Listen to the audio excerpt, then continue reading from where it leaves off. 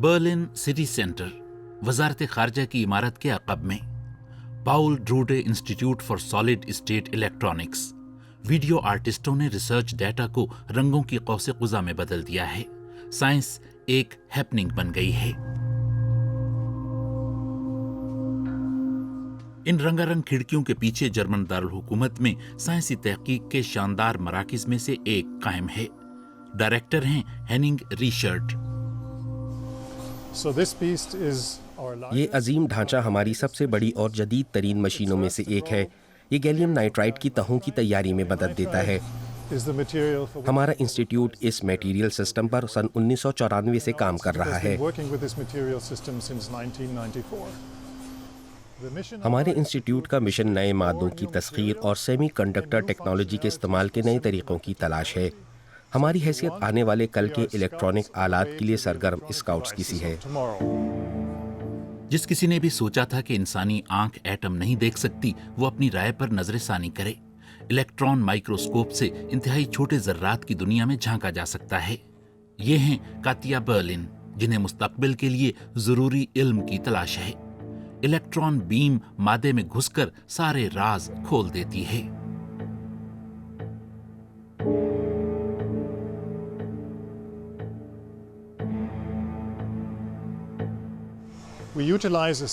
ہم scanning tunnelling کرنے والی مائکروسکوپ استعمال کرتے ہیں جس سے مختلف ایٹمز کو کسی مخصوص جگہ پر لایا جا سکتا ہے. جو نہیں جانتے انہیں یہ مائکروسکوپ کسی سائنس فکشن فلم کا حصہ اور کچھ خطرناک بھی لگتی ہے.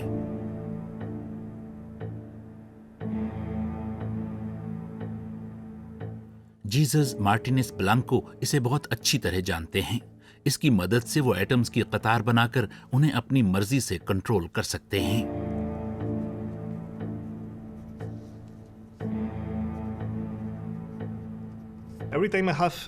میرے دوست روز یہاں آتے ہیں. میں انہیں دکھاتا ہوں کہ میں کیا کرتا ہوں. جو میں کرتا ہوں اس کا اصول کیا ہے. مجھے دقت بھی ہوتی ہے کیونکہ یہ تکنیک بہت طاقتور ہے. آپ سچ مچ ایٹموں کو دیکھ سکتے ہیں، انہیں کنٹرول کر سکتے ہیں. سب کچھ بہت چھوٹی سی جگہ پر ہوتا ہے. یہ بھی لازمی ہے کہ سسٹم گرم نہ ہو. مجھے مائکروسکوپ کی کارکردگی کی وضاحت میں مشکل پیش آتی ہے، اس لیے مجھے یہ آلہ بنانا پڑا. دراصل یہ محض ایک 3D پرنٹر ہے. جیزس کو ایک حقیقی مسئلے کا سامنا تھا اور انہوں نے اس کا بھی حل نکال لیا. ان کی مدد ان کے تخیل نے کی.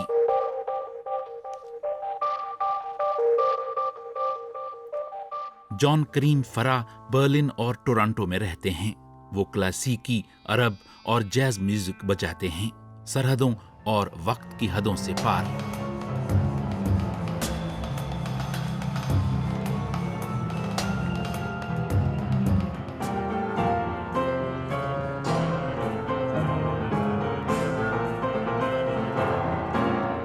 اس فیسٹیول پروگرام کا نام ہے اسٹیٹ آف ٹائم. یہ سائنسدانوں کو متاثر کرتا ہے اور عوام کو حیران. یہ پاؤل ڈروڈے انسٹیٹیوٹ کے کرسٹیان راؤخ اور ان کی ٹیم کے تخیل کا نتیجہ ہے. اسٹیٹ فیسٹیول کی وجہ یہ سوچ بنی کہ کوئی ایسا نیا فارمیٹ ہو جس کے ذریعے سائنس کو بطور سائنس منوایا جا سکے. ایک شاندار کاوش جو ثقافتی اور ذاتی دونوں سطحوں پر تحریک دیتی ہے. اس میں آرٹ کا بھی بڑا کردار ہے. کمپیوٹر آپریٹنگ سسٹمز میں وقت سفر میں ہے. یونکس کلاک 1970 سے سیکنڈز گن رہا ہے.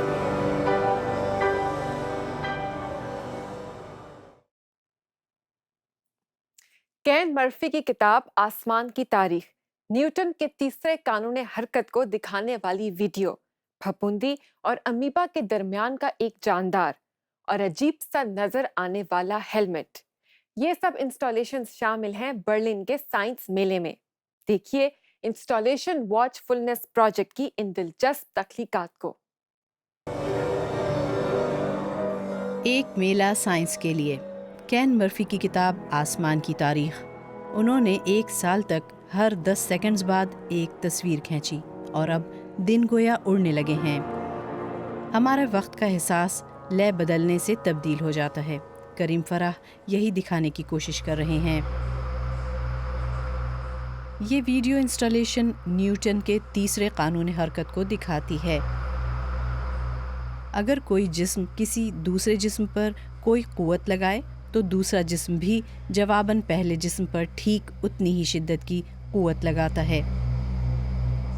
اس ویڈیو میں انہی قوتوں کا مشاہدہ کیا جا سکتا ہے۔ نیناد پوپوف کی خصوصی تجربہ گاہ۔ اس جاندار کو قابو میں رہنا چاہیے، وہ خوراک چاہتا ہے۔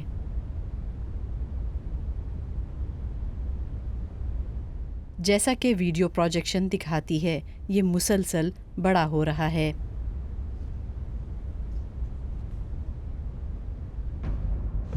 یہ انسٹالیشن اس جاندار میں حقیقی وقت پر ہونے والی تبدیلیوں کا ریکارڈ رکھتی ہے۔ یہ پروجیکشن تصویر بھی دکھاتی ہے اور ہم اسے آواز کے طور پر بھی سن سکتے ہیں۔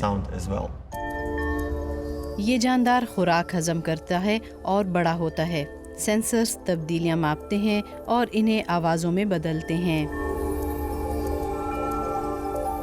یہ فائسیرم پولیسیفیلم ہے جو پھپھوندی اور امیبا کے درمیان کا ایک جاندار ہے۔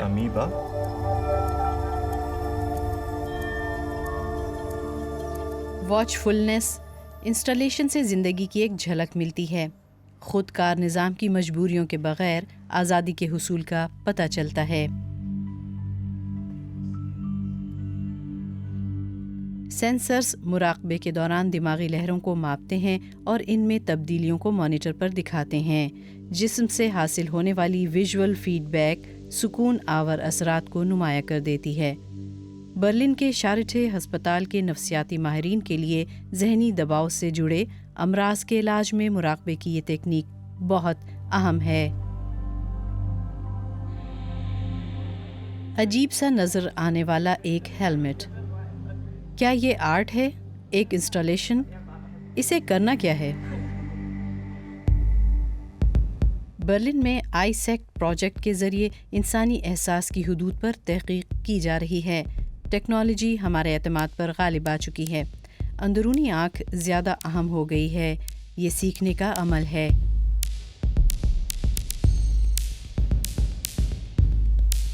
یہ ڈانسرز بھی دراصل کھوج میں ہیں کہ اگر زمان و مکان کا الگ الگ ہونا محض ایک فریب نظر ہو تو سائنسدانوں کے دریافت کردہ حقائق کو کیسے سمجھا جائے۔